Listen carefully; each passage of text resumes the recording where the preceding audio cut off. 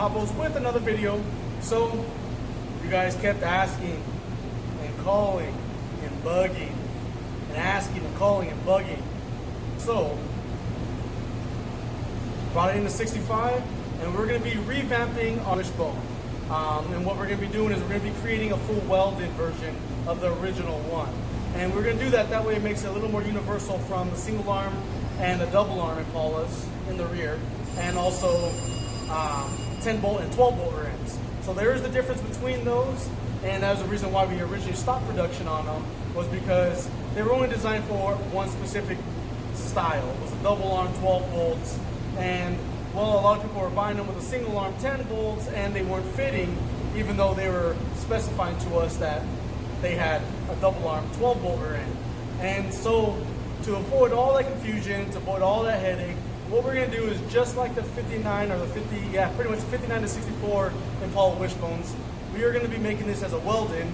That way there is no issues with fitment. It will work single arm and double arm, 10 bolt and 12 bolt rear ends. So it'll work on both of them. So we brought in Lalo's 65 from Techniques, and what we're going to be doing is we're going to be converting his whole rear suspension, which right now is the double arm 12 bolt. We're going to be converting that over to our newest Wishbone, and I'll be taking you guys along the whole process step by step, and that way you guys can see how to install it. So this is going to work dual purpose, and also on top of that will work as a how-to step-by-step video on installation.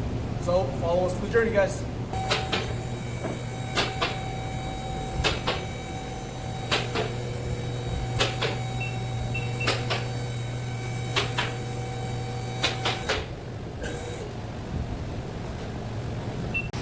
So here's one of the pros of having this Wishbone. Obviously the Wishbone's not installed on here. This is stock suspension. You'll see a lot of these vehicles will have, when we talk about single upper arm or double arm, these are the upper arms here. And this vehicle specifically has one here and one here. So there's two plus this panhard bar that runs across. With that being said, you notice how I'm not going to be able to move it, but this, I can tell you right now, is out of position. Same thing with the upper. And if you notice how this arm doesn't go straight, which it's supposed to, but it gets pulled over. The reason it gets pulled over is because it's panhard bar. So with us putting in this Wishbone, not only will it help you articulate more and get a higher three wheel, because it's going to actually let you three wheel from the center with a pivot point being in the center. So it's going to actually make each corner technically heavier. On top of that, let me show you here. I'm lining up with the bumper. Notice how far this wheel sticks out right here. Notice how far it sticks out, right? Just keep that in mind right there. I'm going to go over to the passenger side. Notice how far this side doesn't stick out. If you look at the bumper here, go straight down. And look at the bumper here and go straight down. Notice how the wheel and the whole rear end itself gets shifted over. The reason it does that is if you notice the angle of this panhard bar, as you lock up on air suspension or hydraulic, it actually will pull the rear end over. So with this Wishbone here, what it's going to do is it's going to eliminate this arm. It's going to eliminate this arm. If you have the single arm cars, then you don't have this already on your car. This is only on the double arm, so you won't have this side. You're only going to have this side over here. So it's going to eliminate these two and eliminate this panhard bar that connects from your rear end to the frame. It's going to eliminate all those right there. And with us doing that, we're most likely going to trim off all these brackets, clean up the frame up there to give it more movement. But with all that being gone, it gives it, we'll bring this rear end back to center.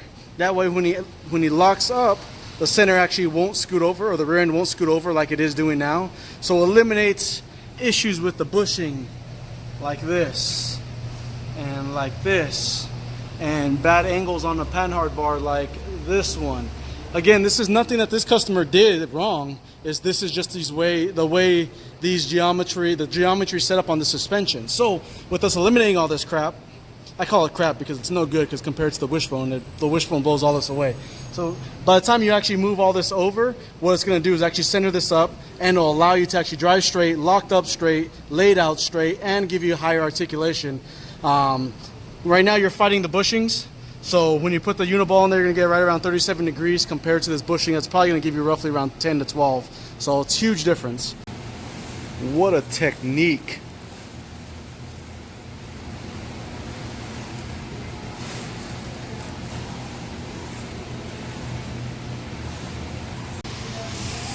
So now we're going to do a tear down. I'm going to start by removing the panhard bar. Then we're also going to remove one of the upper trailing arms and the other side trailing arm. And the way this exhaust is ran, we're probably going to have to cut the exhaust for now, and then he's going to have to get it re-ran. But we'll kind of go from there as we have to. If it clears, I'm going to leave it. If it doesn't clear, then we're going to have to cut it. So we'll know in a few minutes. But I'm going to start with removing all this. That way we can cut all these brackets off.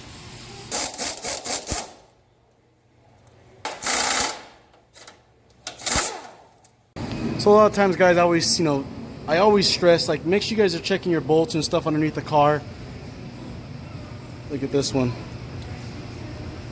I haven't loosened anything on these. You can tell this one was actually never even tightened, because there you go. Look at, I could take this bolt off by hand. So, I mean, regardless in this car, we're obviously taking this off, so it doesn't really matter. But that's just a prime example why you guys always want to check your suspension components on the bottom side. Always want to Loctite them. Always want to torque them down to spec. So make sure you guys are always double checking that. I just saw this real quick, so I figured I'd toss this in part of the video. Obviously, this wasn't part of the video originally, but prime example. So I wanted to show you guys there. And another prime example when I tell guys, are your guys' bushings good? Yeah, man, I just replaced them. Luckily, all this stuff is coming out. We're putting all brand new stuff in there, and we don't have to worry about any of this anymore. So this whole rear end is gonna have a whole overhaul. We're gonna, clean all this up, make it look good. And next step now, I just gotta remove these uppers. I just removed the panhard bar in this. Gotta remove the upper mounts. Gotta clean this up. Someone just like cut it and hacked it up, so I gotta clean all that up. Unfortunately, I was hoping it was just gonna be a quick, just unbolt, rebolt, but looks like there's gonna be a lot of cleanup work involved. So we're gonna do that first, get this looking like it's supposed to, then we'll get this wishbone going.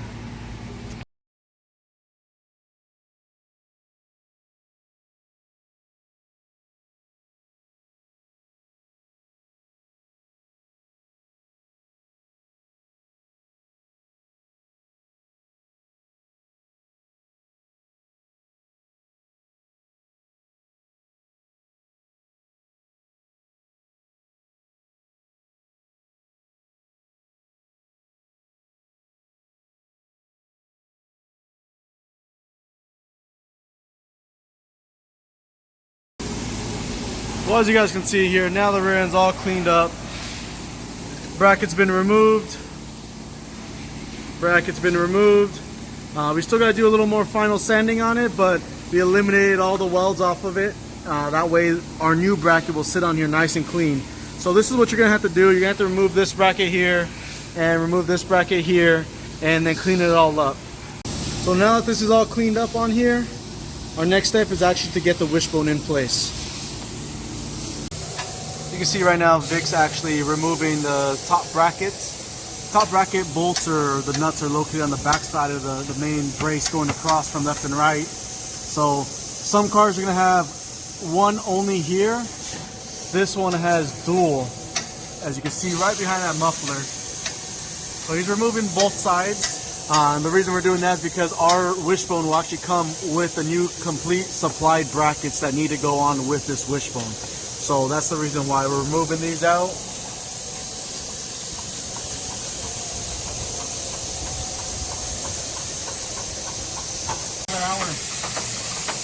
One hour later. The reason I want to show you guys this is, like, hold your hand out real quick. He's never seen dirty hands before. So guys, here's going to be the brackets for the wishbone for the 65 to 70. These right here are going to be supplied in the kit. The bolts and stuff are going to be grade 8. Right now we're just using grade 5s just to test, but in the kit you'd be receiving grade 8s. One thing I do want to show you guys real quick is we did upgrade the bolts to a 1/2 inch hole, or 1/2 inch bolt. And well, up here on the factory frame, as you can see, the frame isn't. So one thing you're going to have to do is just open these up. You're going to want to open these up to a 1/2 inch hole. And we're doing that just to bulk up on the bolt to make them stronger. And in the back side, you're just going to be putting flat washer, lock washer, or locking nut in the back. So just open these holes up, and I'm going to do that right now. And I'm actually, this is thin enough to just use a real thin, what am I using here? Sorry, unibit. So I'm just going to be using a unibit to open these guys up. And being that I am working on a double arm car, the secondary side, the driver's side holes are already there. So I'm going to be doing the same thing there. Now, everything that doesn't have the bracket on this side, what you're going to want to do is open the passenger side up, get your first bracket in there, put the wishbone on, and then on the other side over here, you're going to want to put the bracket onto the wishbone and put it up to the frame. Make sure everything is squared up, leveled, mark the holes for your wishbone bracket, and then from there you're going to remove everything and drill these holes. So if these holes aren't there, you're going to have to go ahead and make them. But that is one way we could get this wishbone in place, is with drilling the secondary holes over here if you only have a single arm. If you have the double arm, all you have to worry about is just drilling the holes bigger on both sides. Then from there, putting the nuts and washers on and the bracket on, and you'll be set. So then once the holes are all drilled, you're going to want to go ahead and get the bracket put in place. As you can see right now, Vic's hand tightening them all. And what we normally do is get them all hand tight, get them both done on both sides. Then from there, get the wishbone kind of set in place. That way you can measure the brackets out and make sure the wishbone's sitting square. It's fairly simple. You can see one person job right here doing it. So he's just holding one side with his hand for now until it gets tight. And on the back side, he's doing flat washer, lock washer, and nut. Again, we are using grade 5 just for this video for testing purposes. And the kit will be supplied with grade 8. So now once you get this side done, then you're going to move your way over to the secondary side. Again, if you don't have this side drilled out, at this point this is where you're going to want to put the wishbone onto the passenger side bracket with the bolt on there, and the bracket onto the wishbone on the left side, and mount it up here and to mark your holes to drill them out. Alright, now we're moving our way onto the driver's side and getting the second bracket in place. Doing the same concept on the right side.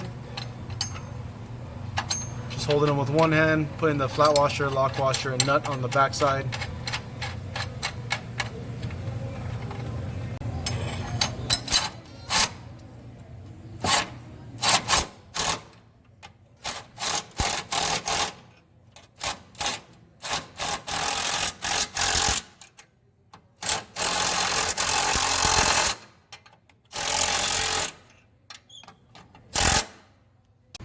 So guys, right now where we stand on this, everything's been welded up.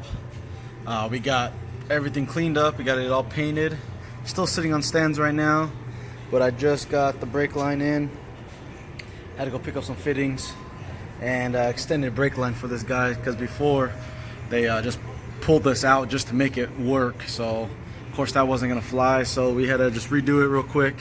And I'm gonna start attempting to do the brakes right now. Get the fittings in on both sides and then go from there.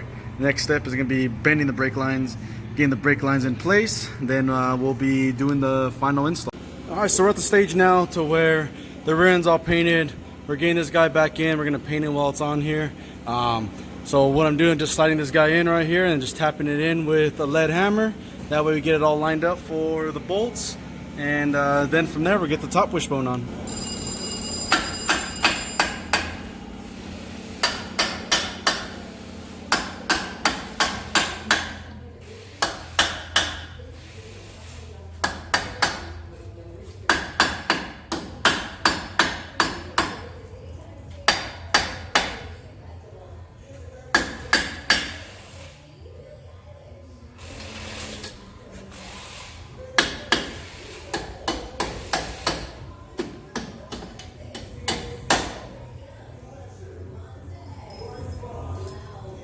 Sorry guys, not picking my butt, I'm trying to get the bolt.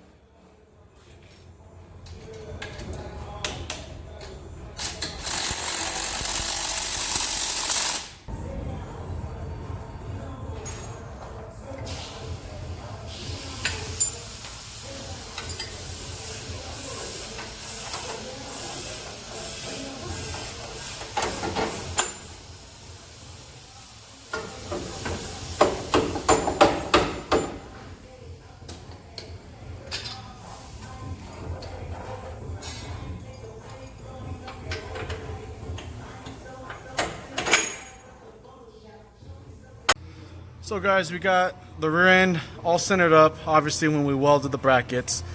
After that, what you're gonna do is just get this guy in place as you guys saw me do in the video, and then slap the top in. When you did the top, the only thing I would recommend is just putting the nut on this side. That way you could actually get the bolt in and out. And we did that on both sides. On this, we also did extend out the brake line 2 inches just because he was already stretched. So that, and we just ended up changing the brake lines out to stainless steel brake lines. So now we got everything assembled. Biggest thing we gotta do now is just bring it down and get everything tested, bleed the brakes real quick, and then his drive line was actually wrong from the previous company. So we're gonna be taking that off, and we're gonna be getting a new drive line made for him. None of that could be done until all this was done, because we got to check the movement and get the measurement of it. So now that all this is done, the drive line is going to be the very next step.